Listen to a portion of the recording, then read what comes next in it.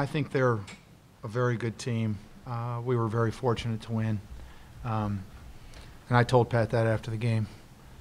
I'm really proud of how hard our team fought. I'm proud of the character and the courage and the toughness that they showed to be down. I think it was 9 there fairly late in the second half. I actually chuckled to myself at one point. I looked, and one of the media timeouts, our guys came over, and it didn't occur to me. We had 5 freshmen in the game, and I was thinking, okay, what can I do to change this? Millie gave us good minutes, but anyway, those kids fought hard, man. They battled and they fought hard, and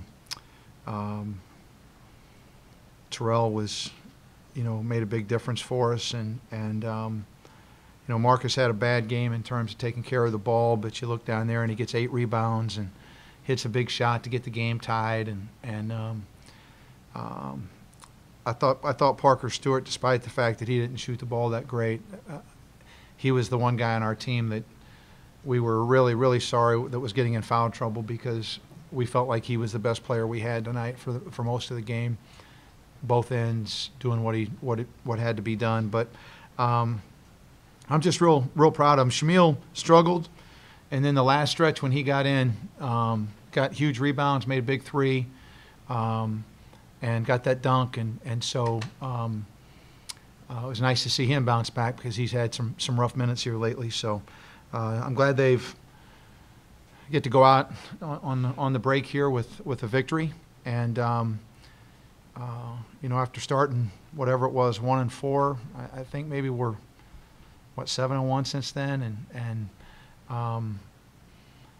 that's nice. I'm not going to lie.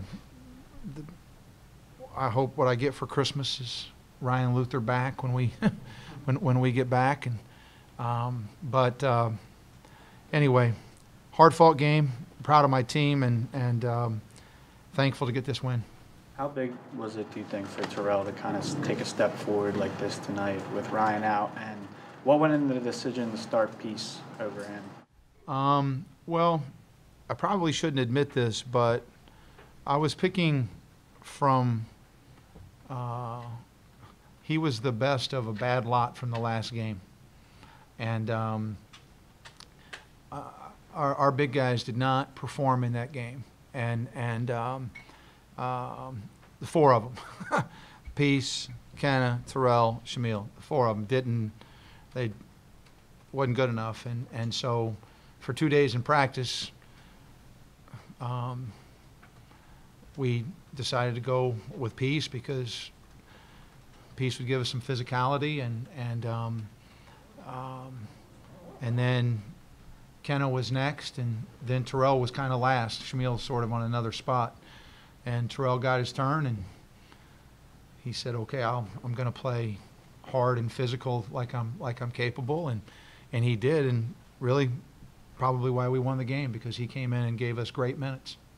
What do you think changed, Kevin? We're in a span of 72 hours they go from how they looked against Delaware State to where they really helped you guys win on a night where you weren't at your best offensively? Or is this just sort of what happens with freshmen, where one day things just aren't going well and the next they're playing? Well, unfortunately, inconsistency is usually a hallmark of young teams. But I think that when, as I said, whatever it was, yesterday maybe, we failed the test at halftime, after halftime against Delaware State, of we've got a big lead, we come out, we punch them in the mouth a little bit, and then we can probably put them away and have an easy night. And we failed that test. And then tonight we said we don't have to worry about whether we're going to compete for 40 minutes, because if we don't compete for 40 minutes tonight, we have no chance to win. That's it. Delaware State game, we had a 22-point lead. So, and these guys really showed toughness and character to continue. I mean, we couldn't make anything. I mean, we just we had some really good looks at the basket. Now, don't get me wrong, they play very good defense, very good. but we had good looks at the basket and just shots wouldn't go in, and so we had to win it with rebounding and defense, which is, especially the rebounding piece. We didn't make our free throws. We didn't make threes. We turned the ball over 21 times. I mean, there are so many things you can look at down here why we should have lost, but we won because we fought hard. And so I think as a coach, I would take that every time. We won because we were tough and we fought hard. Okay, well, hooray, hooray, because that's as good as it gets, because these kids are together and they play hard and they like each other, and they were disappointed in themselves in the second half of the Delaware State game, and they had to fight hard tonight because we were, like I said, we were fortunate to win that game. How much does a win like this, Kevin, sort of embody what you like about this team? It embodies a lot of what I like, because I was very upset with Jared when he got the technical foul. And instead of coming over and pouting, and because I gave him an earful, and instead of pouting, he's the guy that when the guys are coming off the court, he's the first guy greeting them, talking to them, and keeping the energy up, and so that's what I love about them, because they're all in this together. They're for each other, and he's the one in there high-fiving Terrell, and so these guys are team guys, and they would have been team guys. They were team guys the other night. We just weren't a great team in the second half, and we weren't great tonight, but we fought great, and that's sometimes that's enough, and we did. We fought really, really well tonight. You ever get an explanation on that technical from him or the officials? Yeah, I did. How big of a win was this against the team? And what did you say to your team at the half, trailing the team by 3, that had lost only one game when having to leave at the half? Told them that what a great last minute and a half we played. Because I believe we were down 9 with a minute and a half to play in the half, and we were able to get it cut to 3 by halftime. And I thought that was huge. It gave us momentum, and now we ended up getting down 9 again. But I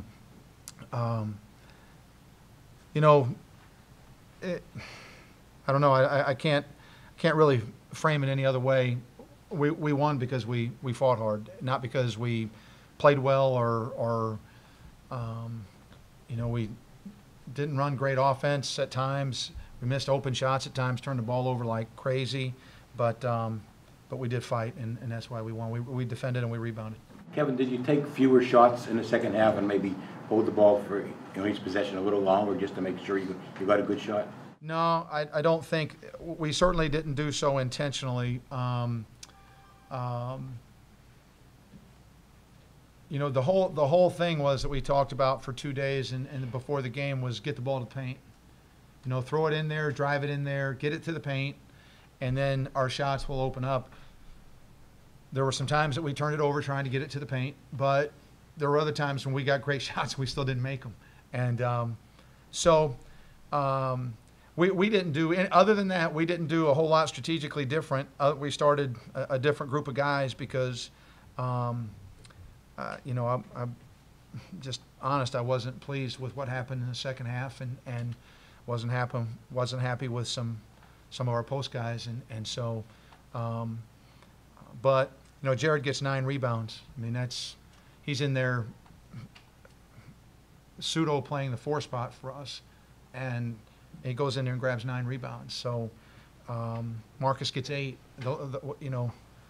Fighters win, man. They just win. Fighters win, and these guys will fight for you. And we fed off the energy from our crowd a little bit tonight too. I appreciate them as well. They showed up there at the end of the game, and that was fun. And I don't mean showed up in terms of getting there, just in terms of how loud it was. Coach, I know you don't listen to much of the white noise, but as a sidebar, do you have a sense that you're turning the tide with the doubters and the disbelievers and the alumni that should have been here all along? You have a sense of that it's turning? Because the energy's back in this building. Well, thank you for saying that. I can't say that I feel like that I've accomplished that yet. and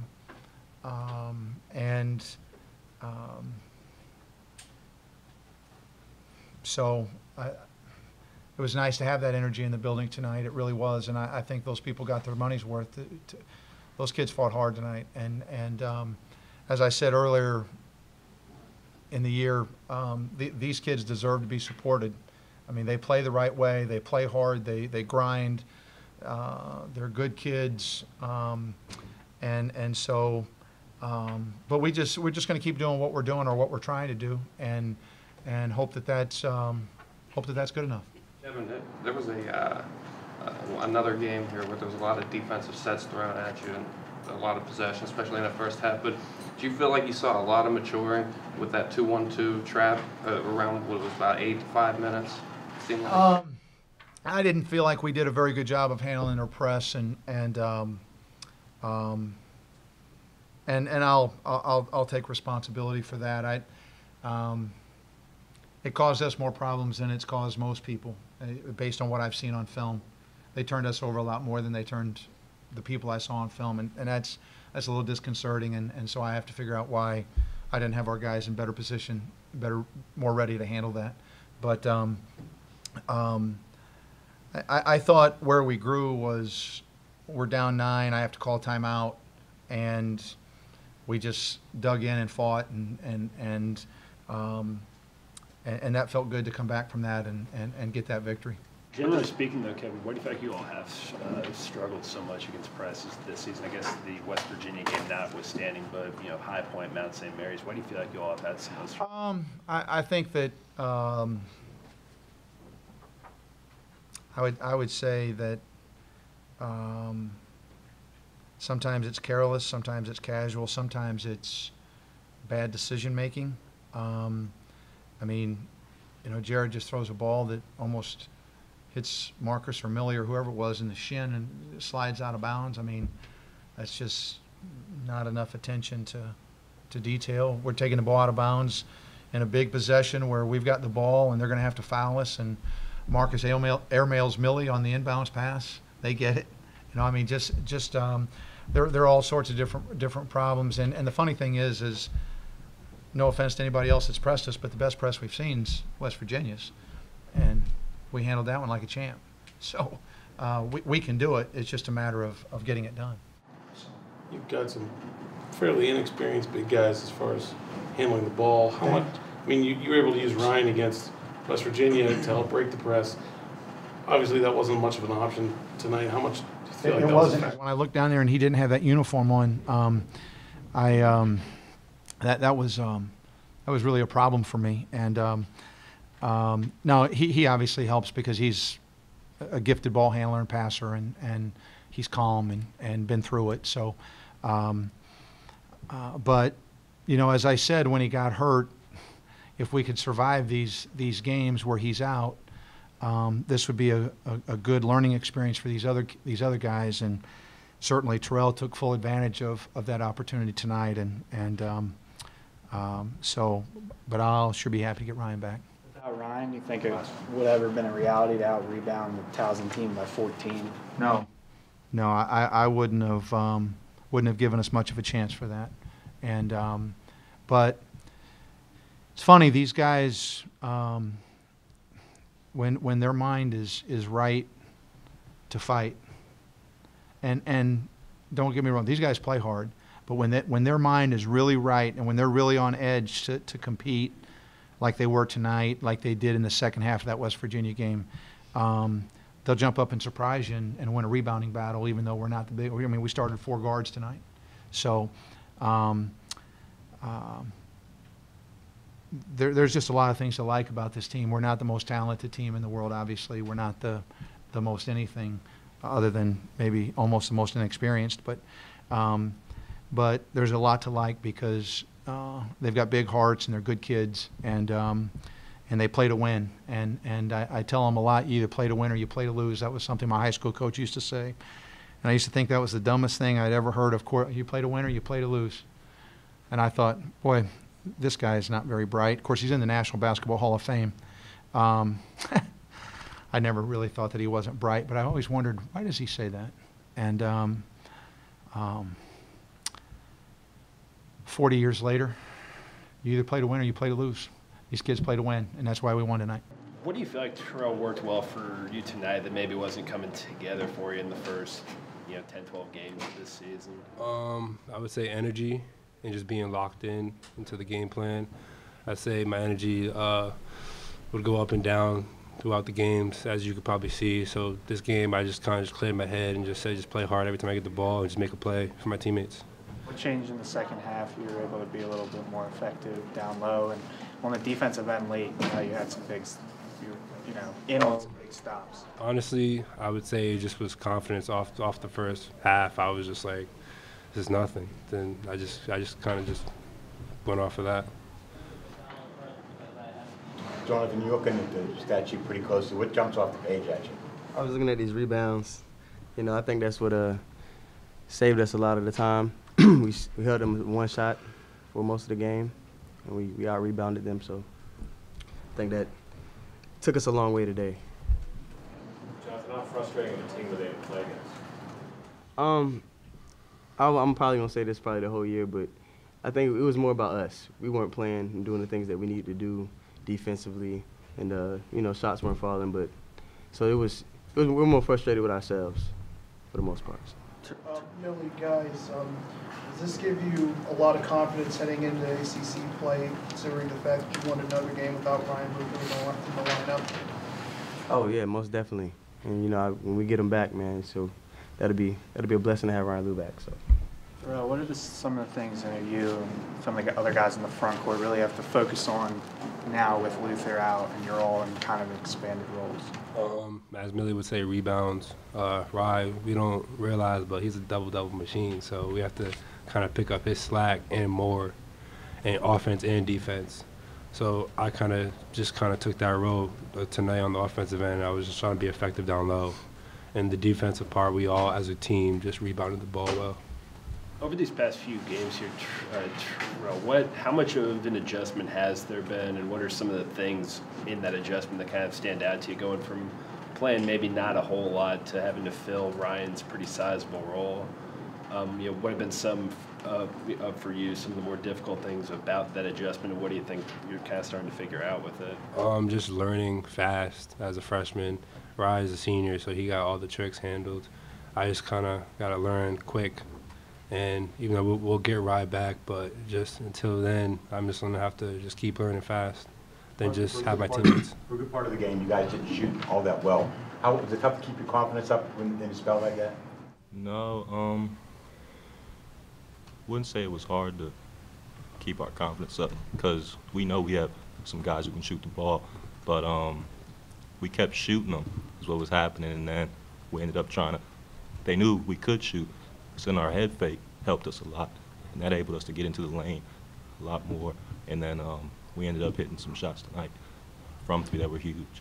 In situations like that where you guys are maybe struggling a little bit from three, does Coach Stallings ever kind of intervene much, or does he kind of have faith in you guys to eventually get it turned around as far as outside shooting goes? Oh, yeah, Coach Stallings always has faith. And, we have guys like Parker. Every time we shoot it, we think it's going in. But our identity is going to be defense. Our defense is always going to fuel our offense, and that's the main priority. Because when we play good defense, our offense gets going. So that was a concern. We know shots are going to fall. It's going to be some nights where it starts off slow, but we're going to make shots. So. Can you talk about that last basket you made, Jonathan, that broke the tie? The floater. Oh, I remember saying in the huddle, I think at the 16-minute mark, that we got to cut when we're driving the ball. We got to cut for each other. As soon as Marcus took off, I just said I need to be available for him. So I cut in there, and he found me. He made a good play, and I finished it for him. Terrell, how much have you learned from Ryan over the course of the season, even from the beginning, before the season started to now? A lot. I learned a whole bunch from the summer workouts to now. Just watching the way he goes back door, or just like learning the plays of the in and outs. Because our plays are set for everybody, but he has a way of always finding an opening gap. And just the tricks and tools that he learned over his years kind of just helped. Jonathan, you feel like you guys got a lot more confident with their 2-1-2 trap as that game went on?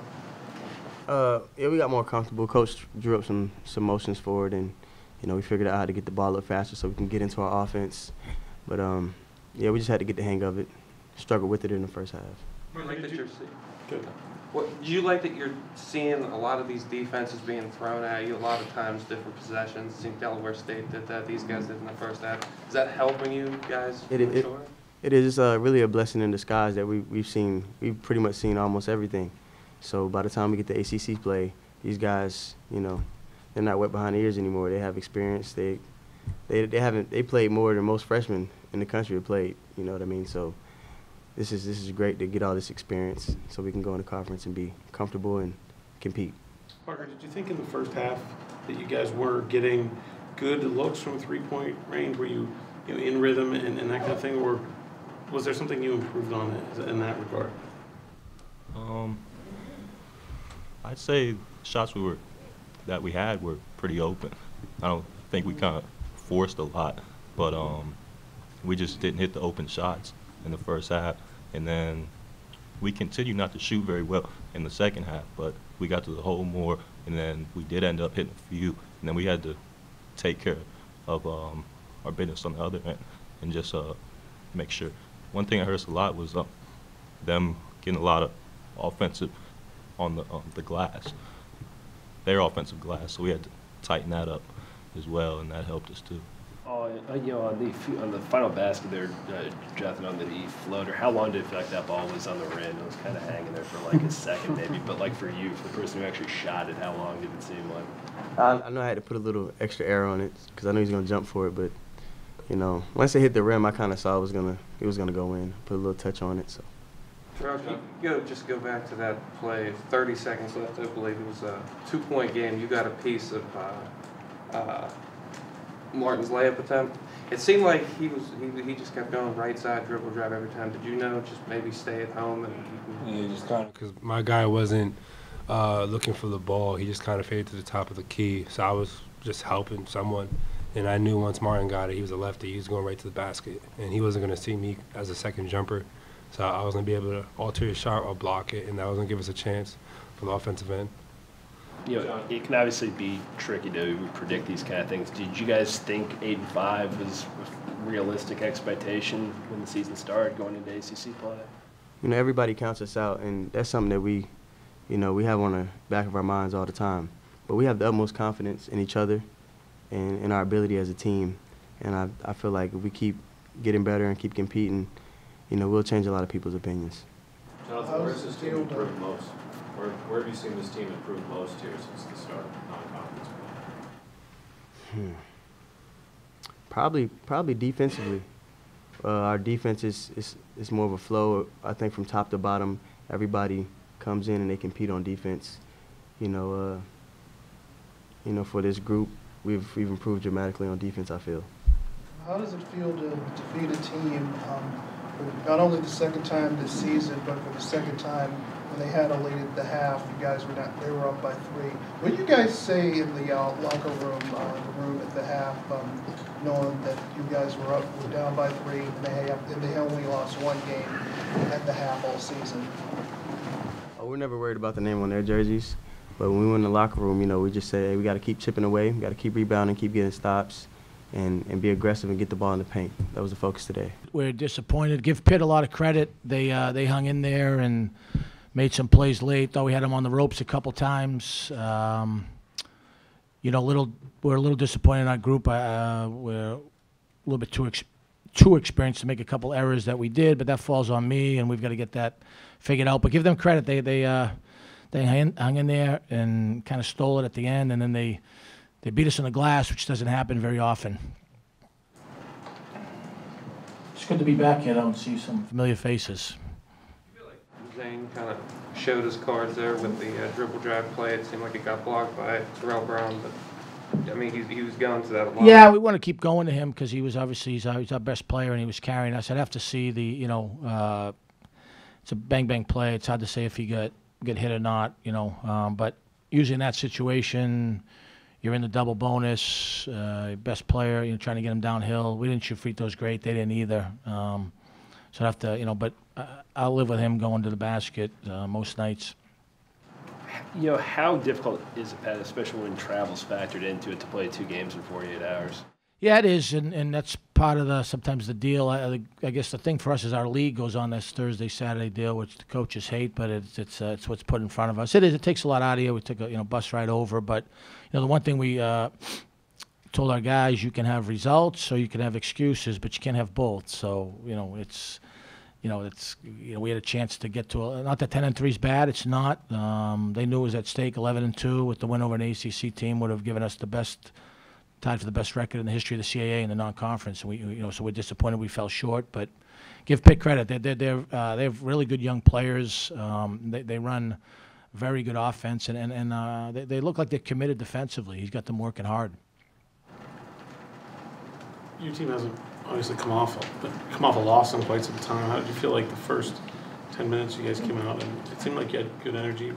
Yeah, I thought our energy was good, and we thought it would be. We've got a resilient group. I think most of the time we know we can get beat, but you got to beat us.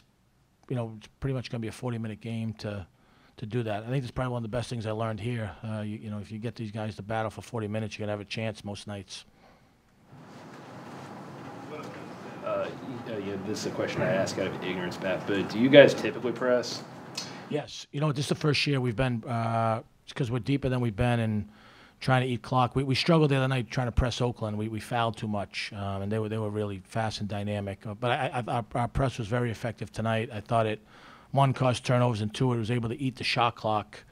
And they're such a rhythm team and good passing, cutting, spacing team that if you can get them deep in the shot clock, I think the one issue becomes who's going to take the shot for them, last second type plays, and that's kind of what we wanted to do.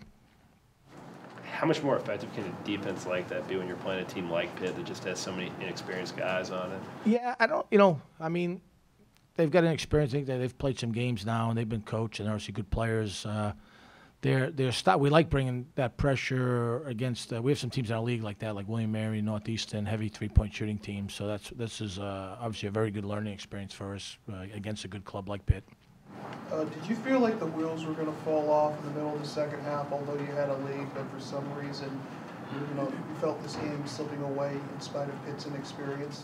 No, I mean we're going to be in a lot of tight games. It's kind of the way it goes. I'm probably a little bit more disappointed. We had back-to-back bad shots by a couple older perimeter guys when we had them on the ropes. I'm not sure why we were going for the dagger with 4.5 minutes left. That's something that's probably more perplexing to me than that. But I give Pitt credit. We took a couple bad shots, and they hung in there and made some plays. The last shot, we got a piece of it before it kind of tipped around and went in there. But sometimes those things happen. It's hard to get road wins. 7-point lead with a minute left in the first half.